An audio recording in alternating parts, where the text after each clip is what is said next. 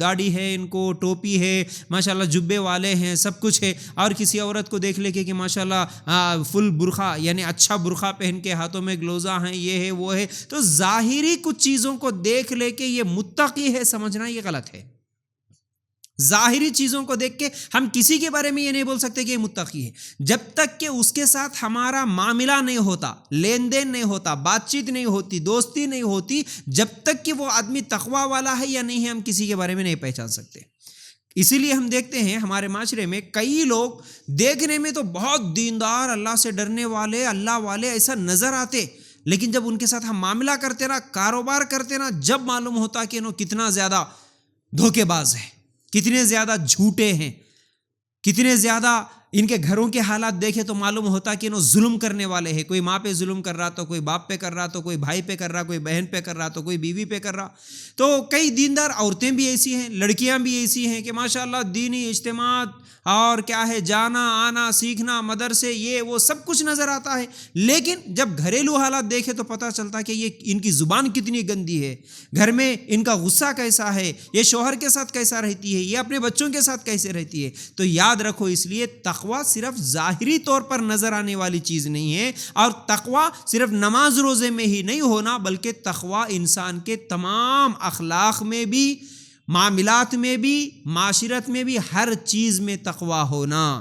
میں میری بیوی کے ساتھ جیسا سلوک کروں گا، میری بیوی کے ساتھ میں ایک مرد جو بھی ایسا سلوک کرتا ہے، زندگی گزارتا ہے، اس میں بھی اس کو اللہ سے ڈر ہونا۔ ایک شوہر کے ساتھ ایک بیوی زندگی گزارتی ہے، اس میں بھی اس کو اللہ کے ساتھ ڈر ہونا۔ ایک ساس کے ساتھ ایک بہو کا جو تعلقات ہے، اس میں بھی ساس کو اللہ کا ڈر ہونا، بہو کو بھی اللہ کا ڈر ہونا۔ تو یہ معاملات، یہ معاشرت، یہ اخلاق، یہ تمام چیزوں میں اللہ کا ڈر ہونا۔ جب اللہ کا ڈر رہیں گا ہر معاملے میں، تو پھر انسان گناہوں سے بچ سکتا ہے، ظلم سے بچ سکتا ہے، زیادتیوں سے بچ سکتا ہے، اور اچھے کام، نیکی کے کام کر سکتا ہے۔ دیکھیے کافی حد تک بے علم لوگوں سے علم والے گناہوں سے بچ سکتے ہیں، یہ کوئی غلط بات نہیں ہے، لیکن علم ہی ہر انسان کو گناہوں سے بچائے گا ایسا نہیں ہو سکتا۔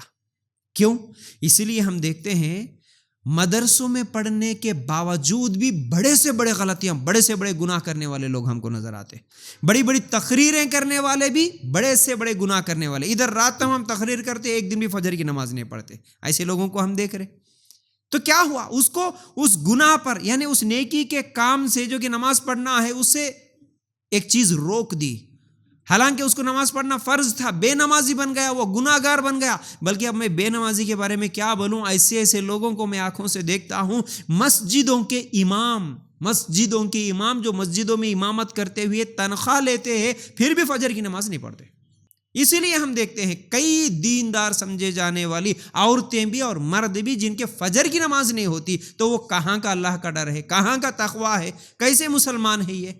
صرف ظاہری طور پر کچھ چیزیں دکھانے کا نام تقویٰ نہیں ہوتا۔ ہم لوگوں کو ایک ڈاکٹر کی بات سے ڈر لگتا ہے، لیکن اللہ کی بات سے ڈر نہیں لگتا۔